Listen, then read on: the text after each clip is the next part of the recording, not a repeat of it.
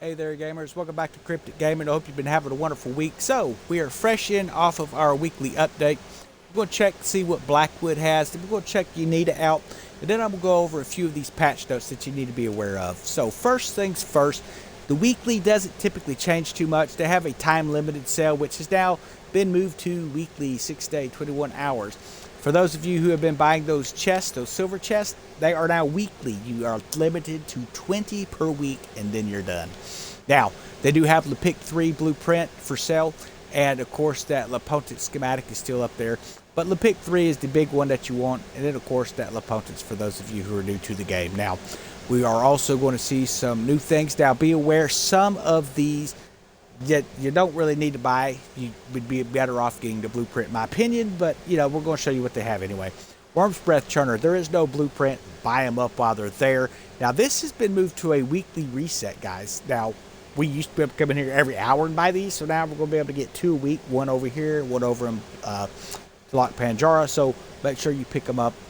I know there's a lot. This is the most common item we see people looking for. Now's your chance, guys. I hope you've been grinding your guild marks. I'm not buying them and then giving them away. That's just not the way it happens. But tuning stations, machinist table, Rhapsody of the Deep, Tanasha, Wrathful Ward, Buoy Locker, and Tooling's Guidance. And of course, those Phoenix Talons, Electo, the Dahakas, Infernal Maw, the Silver Chest, which is now a limit of 20 per week. You can no longer buy as many as you want. So that was one of the things I remember I had told people, you know, be careful just relying on that as your source of silver. It's fine for now, but don't just rely on that as your source of silver because it's going to get cut off. And everyone was like, oh, no, there's no way that's going to get cut off. That's why they put it there. It's been cut off, so you can get 20 a week. So there you go on that one. Now, Yita, what does she have? We're going to run over here and check out. Definitely make sure you pick up the Lepic 3 blueprint. I definitely am glad that I grabbed that as soon as it hit. And we're going to come over here and check our friendly black market. Then we're going to discuss what to do for silver, guys. There's a couple ways you can make silver. And I'm going to show you some easy ways, and I'm going to show you some maybe not so easy ways. Well, both are kind of easy, but some of them take longer. Now, one of the things that she did have when I came over here that was new, as far as I know, was a Twin Winch Ballista blueprint. You could buy them in the past, but now you get the blueprint. I don't really use them, but I've got the blueprint just in case they ever update that thing.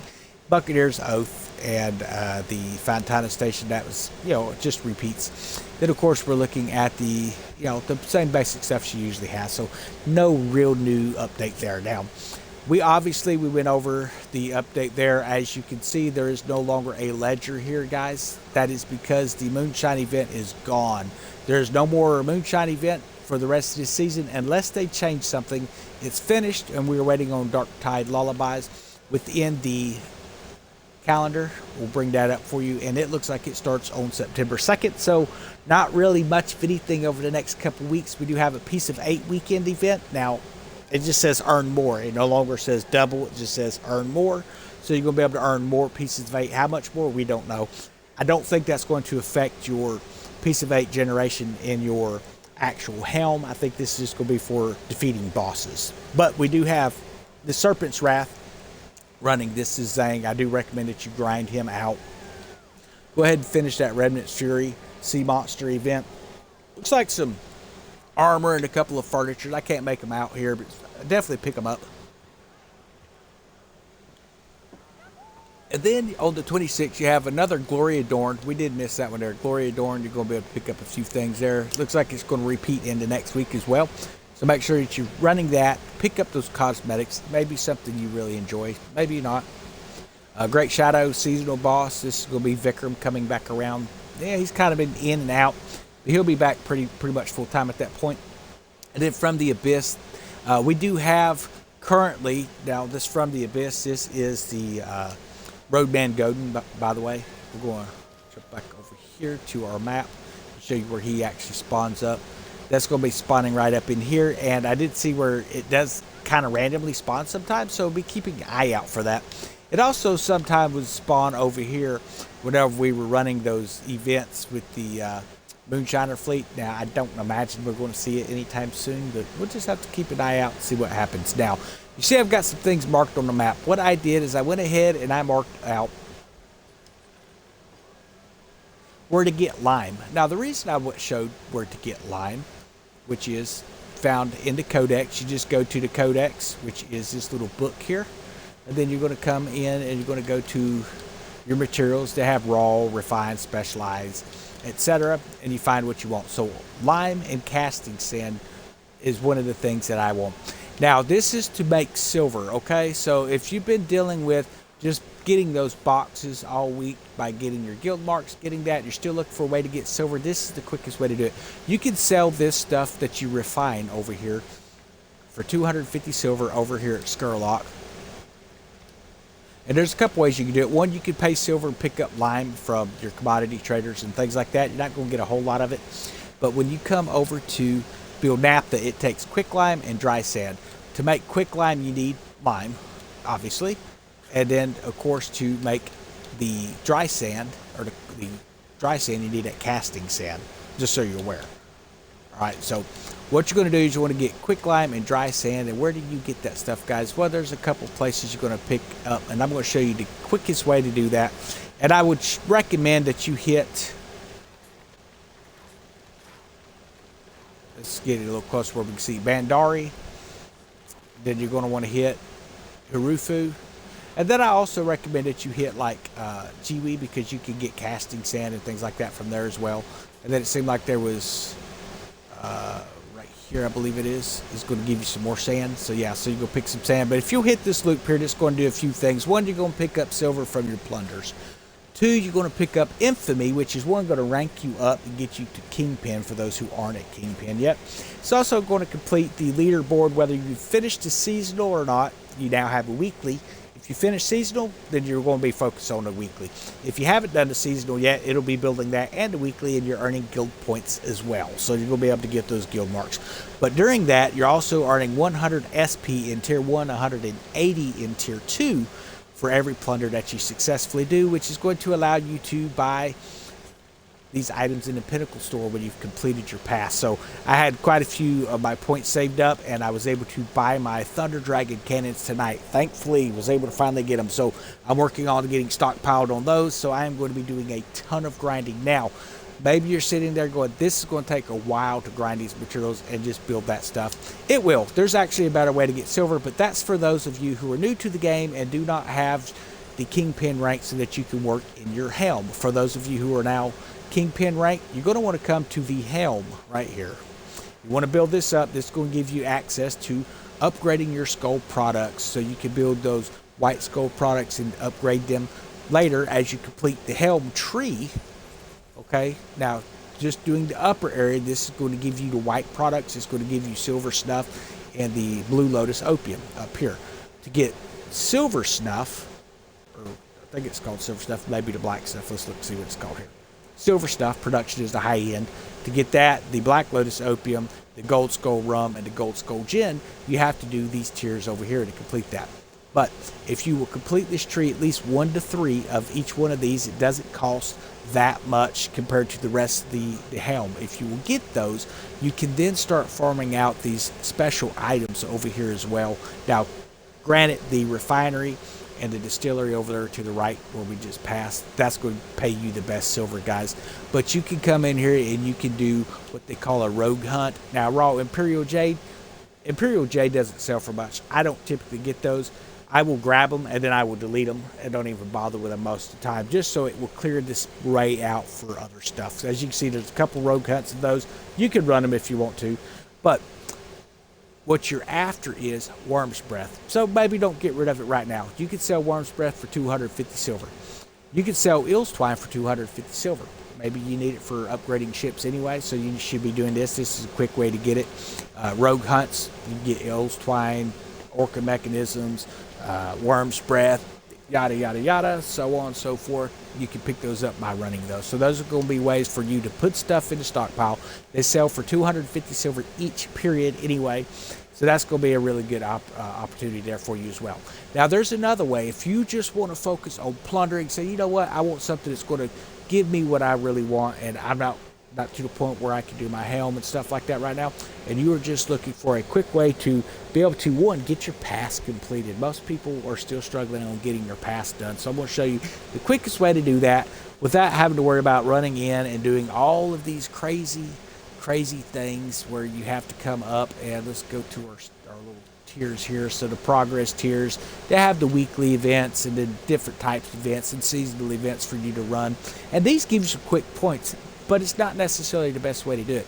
So in tier 1, every time you hit a plunder, now we're going to show you a couple plunders. This one here is the 4-stage plunder. This one here is the 4-stage plunder.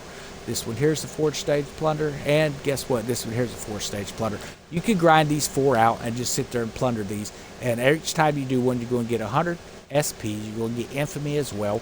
And that's going to give you guild marks as well. And that's going to build you up. Now, tier 2, they pay better. They pay 180. But for every 10 of these that you do in tier 1, you're going to earn a smuggler point. That's every 10 plunders, whether it's a plunder here with a 4-stage or a plunder way over here that has, 5, 6, 7 stages to them and a lot of cannons and stuff shooting at you.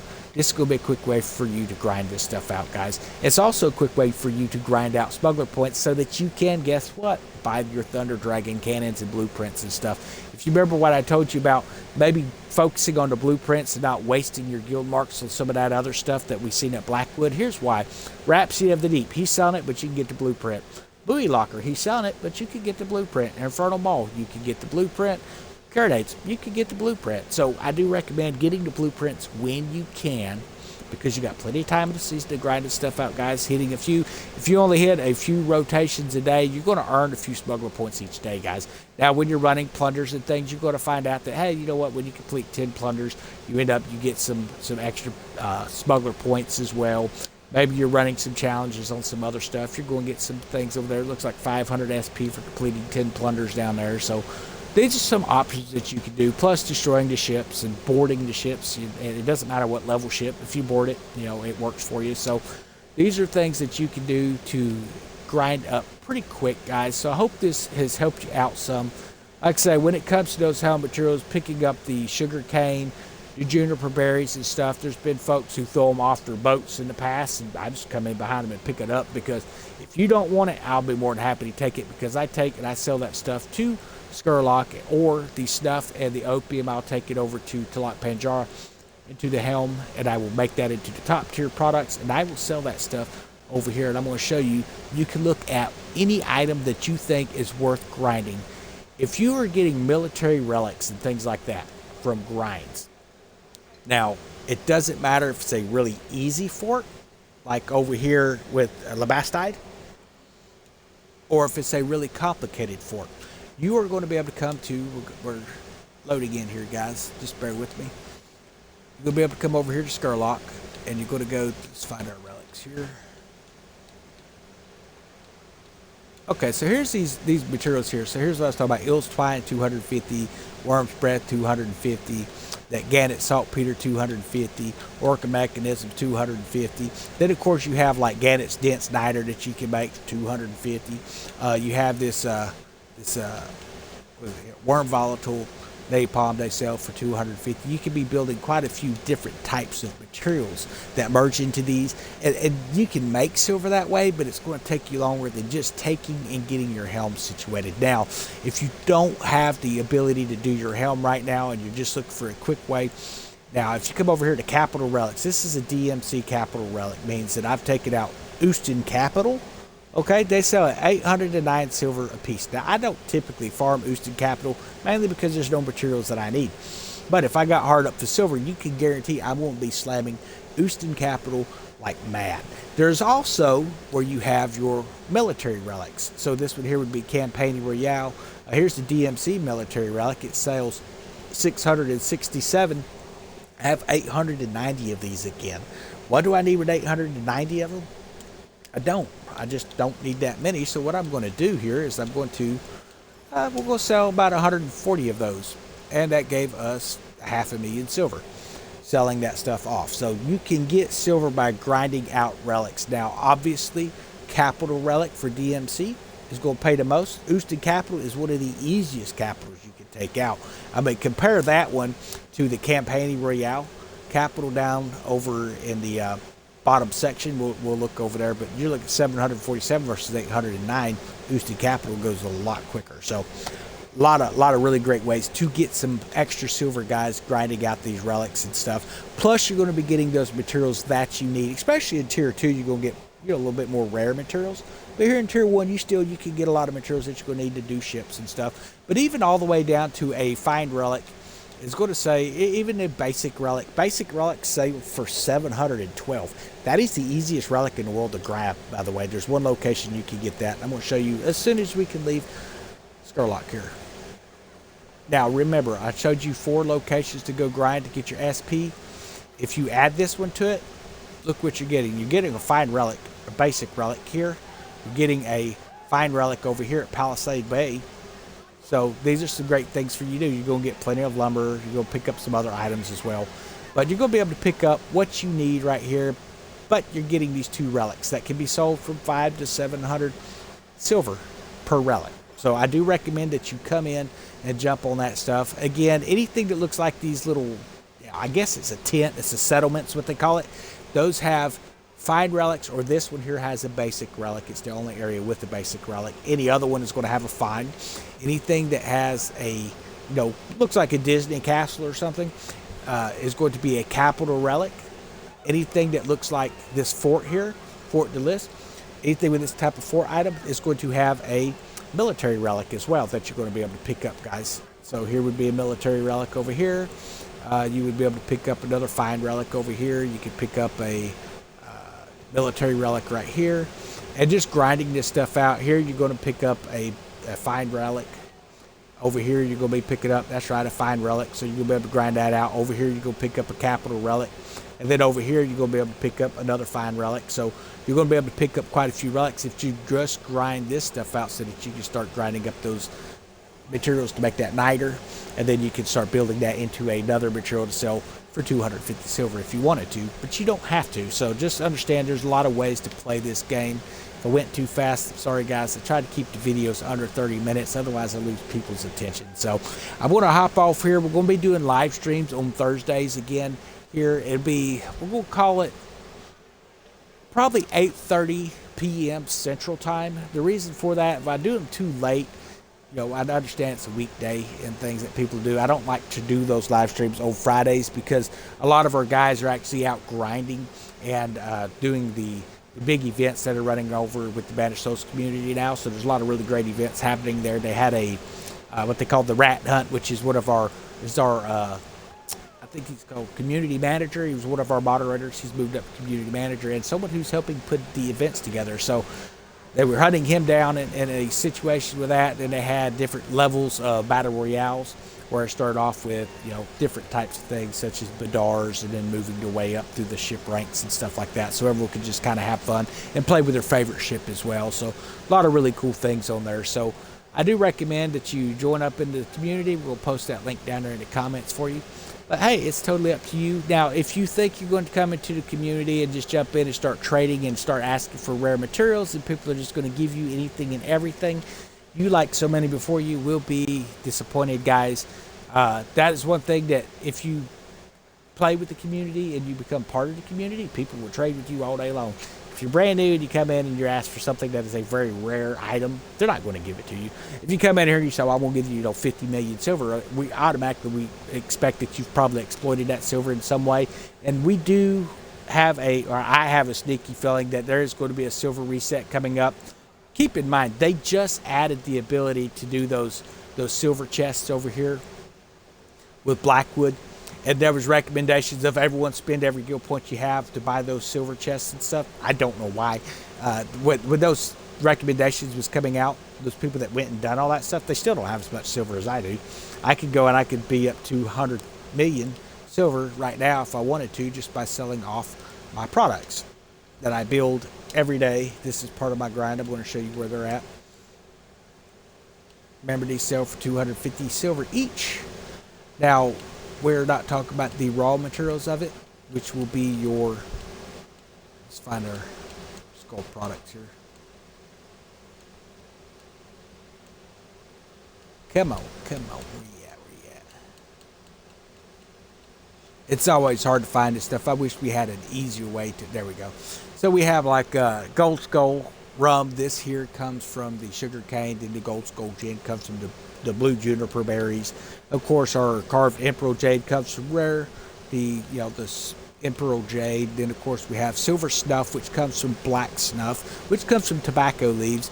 Then of course we have the black lotus opium, which comes from the blue lotus opium, which comes from the poppy plants. So you just turn those materials into sellable products, and these types of products they sell for 250 silver each, and they always net a bunch of money when it comes time to sell. You can make anywhere from 4 to 10 to 20 to 100 million based off what you grind. Now, we sold a lot of this stuff off here a while back, which put us up around 143 million. I've been spending a lot of weapons here lately on our ascensions, and that's kind of where I'm just trying to rebuild. I want to get those back up to 100,000 a piece would be great, but 100,000 total would be acceptable.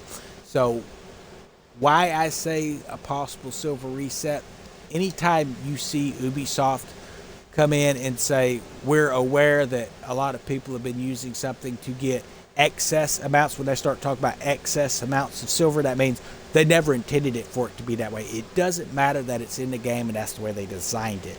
Just telling you what we've seen over the last year and a half. When you come up to a certain area and you do a certain function, you do a certain thing, it's called an exploit because it's not working the way it's supposed to. We're not going to go into details, but we're showing a hint of that location.